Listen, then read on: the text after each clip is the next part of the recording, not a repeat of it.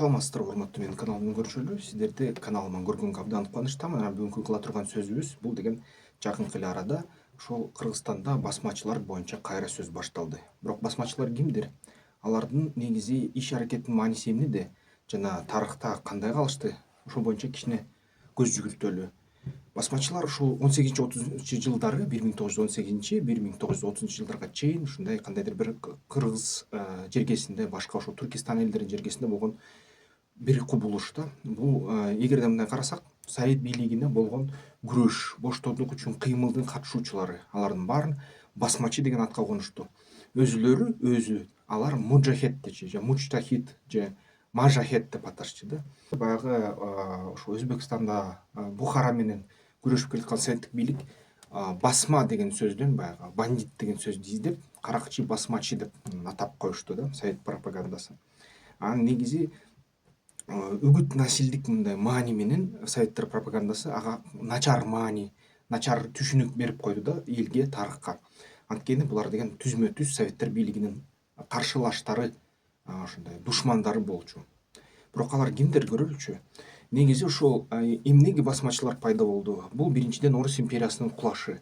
16-жыл 1916 жылы болгон Орус империясы жасаган Орто Азиядагы геноцидтен кийин кыргыз элинин бир 40% чейин кырылды деп айтылат. Ошо Түркменистанды мисалы үчүн басып алып атканда аякта 40-тан 80% чейин кырылды деп аталат түркмен эли.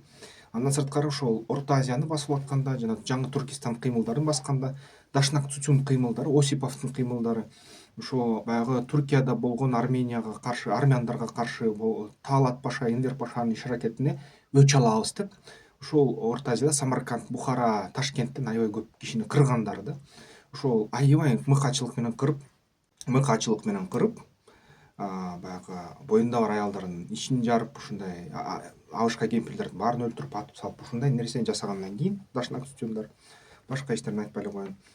Албетте бул нерсе Орто Азияда эч кандай күнөө жок болчу да. Ал күнөөнүн баары ошол мисалы үчүн ошол Түркия тарабында, Галатия тарабында, Азербайжан тарабында жашаган түрктөр ошол армяндарга каршы, армяндар өзү мындай боштондук алабыз деп согуш аракеттер жасагандан кийин түрктөрдү өлтүрүп баштагандан кийин түрктөр аларга жооп катары аябай катуу ошол жадыганса жаш түрктөр кыймылы да. Ошол Энвер Паша, Таалат Паша кылгандан кийин, аларга каршылык көрсөтүп, аларды баскандан кийин анан алар келип туруп баягы Советтер Союзуна кирип кетип, армяндар, хайлар ошол Россия империясынын карамагына кирип кетип, анан кийин революция болуп кеткенде Советтер Союзунун армиясына кирип, Дашнак Цучун партиясынын, социалисттик партиясын түзүп, улутчулдук. Анан келип туруп Орто Азияга сокку бергенде бизден өч алат да, Орто Азиядан өч алат. Бул нерсе аябай жергиликтүүлөргө жаккан жок. Биринчиден ошол 1916-жылы Сарс армиясы кырса бир сыйра козголоң баягы орус жапон согушуна катышкыла деп үндөп. Экинчи ирет ошол Дашнак Цучун келип туруп Ташкенттин бүт Орто Азиянын элдерин кырса, тоносо, зордуктаса, бул деген жергиликтүү элге жаккан жок. Анан Совет бийлиги дагы ошол малды ала баштады, мал баягы жер жемиштерди, бүт баар эгиндерди ала баштады, согушка керек деп Москвага жибере баштады, продразверсткасын башташты.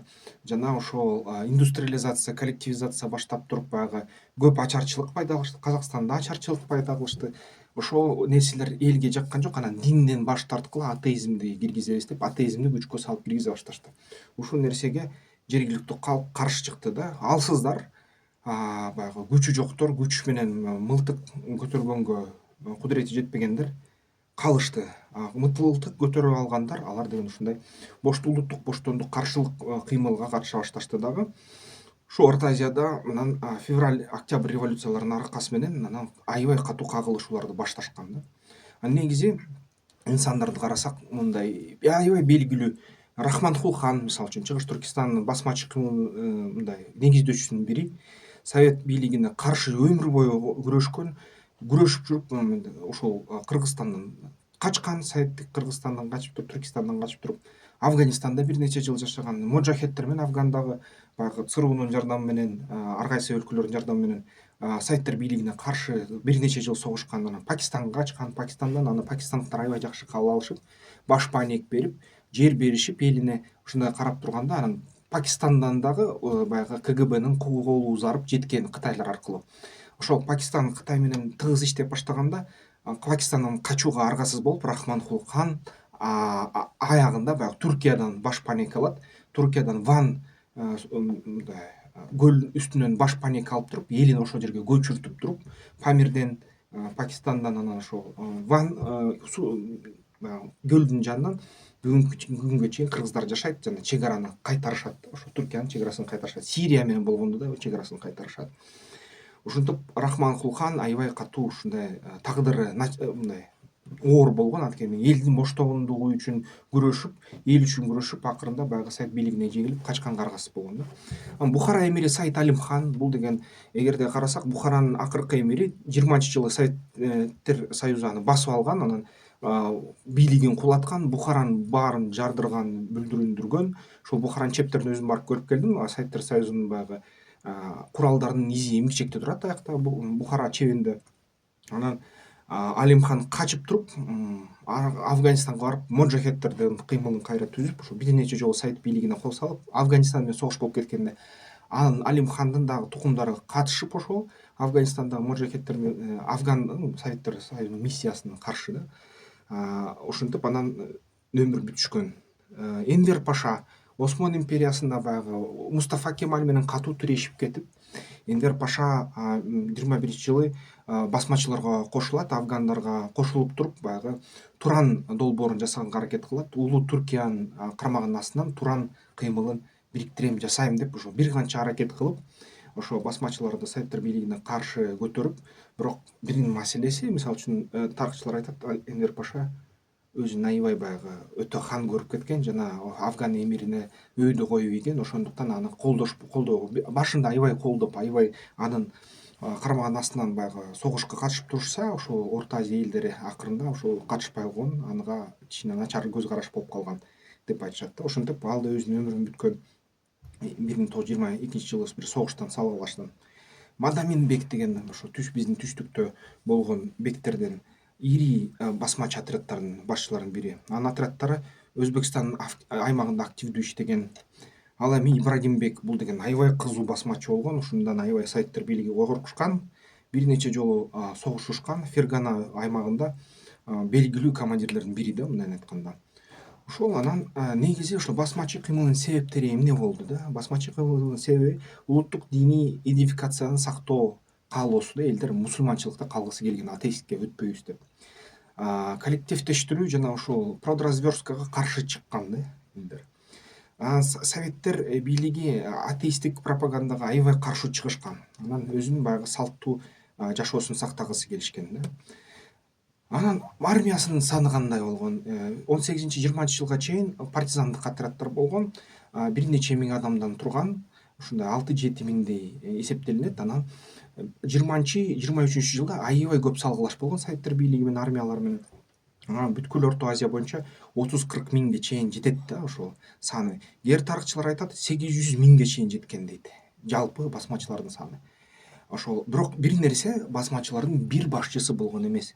Анткени ар кайсы өлкө болгондуктан, ар кайсы эл, ар кайсы улут болгондуктан бир гана мусулман, баары бир мусулман, бирок ар кайсы элдин өзүнүн баягы башчылары болгондуктан алар ич ара ынтымакка келе алышкан эмес. Анан кыймылдын аягы 23-жылы, 31-жылы. Акыркы басмачыларды 32-жылы өлтүрүшкөн, бирок эң акыркы басмачылардын отряддарын 45-жылы гана Советтер бийлиги өлтүргөнгө же камаганга кудурети жеткен. Ага чейин күрөш уланган. 45-жылга чейин күрөш уланган.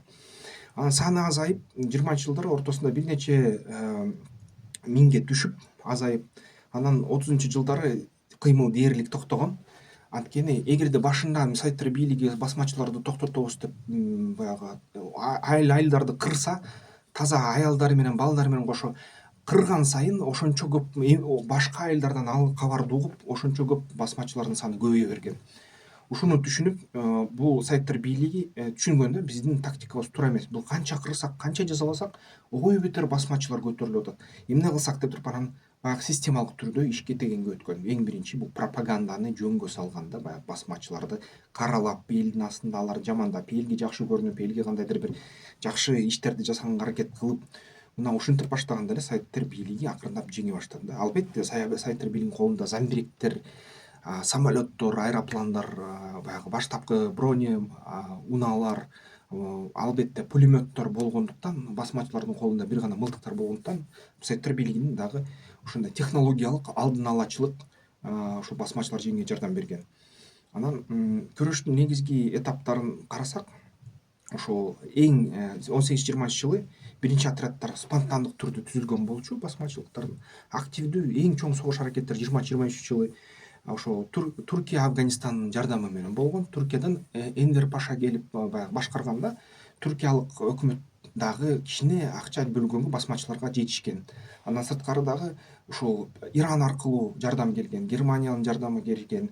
Андан сырткары ушул Улуу Британиянын да жардамы келген да ушул басмачыларга.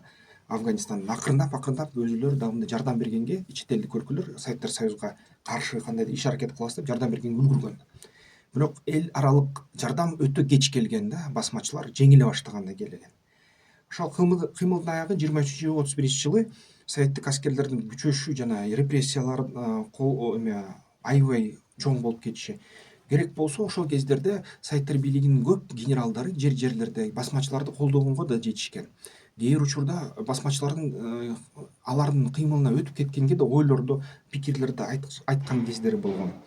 Анан албетте баягы ошол басмачылардан коркуп, басмачыларга эң чоң каршылык көрсөтөбүз деп, баягы советтер бийлиги эң чоң Советтер Союзунда болгон репрессияларды жасашкан. Ошол репрессиялардын аркасы менен Абдикерим Сыдыков Кыргызстанда, Жусуп Абдрахманов, ошол эле Амосов Кыргызстанды башкарып кеткен Якут Саха, ошол эле баягы биздин баягы Төрөкул Айтматов, Чыңза Айтматовдун атасы, жана башка кишилер ушу баары атылып кеткен. Баарын Сталин кырган. Паранойясы өтө өсүп кеткен да. Бүт Советтер Союзу боюнча генералдардын баарын кырган, баягы Троцкийди качырган, бүт Кировду өлтүргөндөн кийин ошол Советтер Союзунда паранойя болуп, Сталин аябай көп кишини өлтүргөн да. Ошол нерсе чоң репрессиялар, анан акырында баягы негизи лидерлерди өлтүрүшү жана элге жакшылык жасай баштаганы Советтер Союзунун, ошол басмачылык баягы эл чарчап согуштан басмачыларды аз колдоп баштаганда, анан көп басмачылар совет бийлигине баягы чыккынчылык кылып, лидерлерин өлтүрүп, баягы лидерлерге каршы, басмачылардын курбашларына каршы кандай иш аракеттерди кылып, чыккынчылык кылып, акырындап советтер бийлигинин карамагына өтүп, тынчтык жашоого өтүп, ушундай акырындап азая баштаган да. Анан эң чоң ошо басмачыларды жеңгенге салым кошкон киши Михаил Васильевич Фрунзе болгон да. Михаил Фрунзе ушунчалык Орто Азияда басмачыларды басып, бир жерде кандуу кылып, бир жерден баягы жакшылыктарды кылып, алдап-салдап ар кандай аракеттердин аркасынан басмачыларды жеңген адамдардын бири деп эсептелинген. Ошондуктан Фрунзенин урматына керек болсо биздин Бишкек шаарыбызды атап коюшкан да. Мынакей басмачыларды жеңди, улуттук боштондук Орто Азиялык кыймылды жеңди. Ушул кишинин урматына жеңилген шаардын атын ушул кишинин аты менен коелу деп Советтер бийлиги Бишкекте, мисалы үчүн Пишпекте ошол кезде Фрунзе деп атап койгон. Ушунчалык чоң кыймыл болгон, ушунчалык чоң саясий күрөш болгон. Бирок ага каршы бир нече фильмдер чыга баштады, бир нече ар кандай пропагандисттик материалдар чыга баштады. Анан биздин мээбизде басмачылар бир гана каракчы деп эстелип калды да. Негизи тактикасы кандай болгон басмачылардын? Тез рейдтер, советтик аскерлерге кол салуу, азык-түлүктөрдү тартып алуу, обоздорду тартып алуу, басып алуу, ушундай болчу да, баягы куралдарды басып алуу. Анан негизи баягы тоолордо базаларын түзүшкөн. Тоолордон чыгып келип, басмачылар абдан жөнөкөй элден түзүлгөндүктөн, алар деген аскерий мыкты мындай үйрөнчүлүк аларда болгон жок. Ошон үчүн алар кол салганда басып киргенде баягы көбүнчө ат менен келип туруп, аттан түшүп туруп, анан атышчы да, баягы жөө атышчы. Советтер бийлиги тез ошону түшүнүп, кавалерияны аябай катуу жөнгө сала баштады. Ошондо кавалерия баары бир атчандар, баары бир баягы жөө соолгалашкандардын үстүнөн кандайдыр үстөмдүгү бар. Ошон үчүн баягы кавалерияга жеңиле баштады да басмачылар.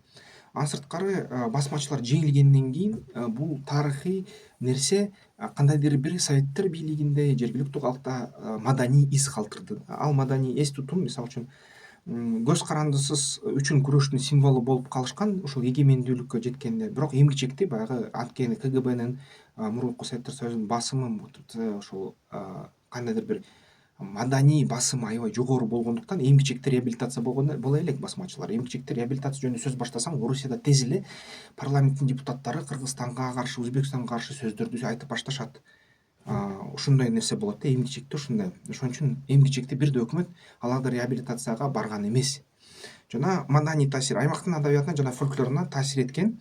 Мисалы үчүн истерн жана вестерн деген түшүнүктө истерн деген түшүнүк пайда болгон да. Мисалы үчүн вестерн бул деген ковбой индейстерди атат да Америкада. Истерн бул деген кайсы бир товарищ Сухов же дагы ким болобу, же болбосо баягы дагы кайсы жергиликтүү каарманбы, басмачыларды атат. Ушундай болуп калган да. Ошондон Белое солнце пустыни калган Советтер Союзунда. Алые маки Ысыккөлү, Алые маки Ысыккөлдө менин атам Шаршев Шеримбек тартылган да, 2 мүнөттүк ролу бар. Уркуя деген ошол фильмде седьмая пуля, 7-чи ок деген, выстрел на перевале Карашта дагы акырында баягы ошо башкы каармандын душманы, башкы душман ал деген качып баратып ошо басмачылыктарга кошулганга аракет кылат да. Заманбап кабылдоо бүгүнкү күнү ошол саясий идеологиялык позицияга караша ошол баатырлардан баштап бандитке чейин өзгөрүлүп турат. Бир четинен бандит деп аталат, бир четинен баатыр деп аталат, бирок эмгичекте жалпы позиция иштелип чыга элек. Жыйынтык чыгарсак ошол татаал жана көп кырдуу феномен деп эсептейм басмачыларды. Орто Азия элдеринин эркиндиги жана идентификациясы үчүн радикалдуу саясий жана социалдык өзгөрүш шарттарына күрөшүн чагылдырган мындай саясий кубулуш деп эсептейм.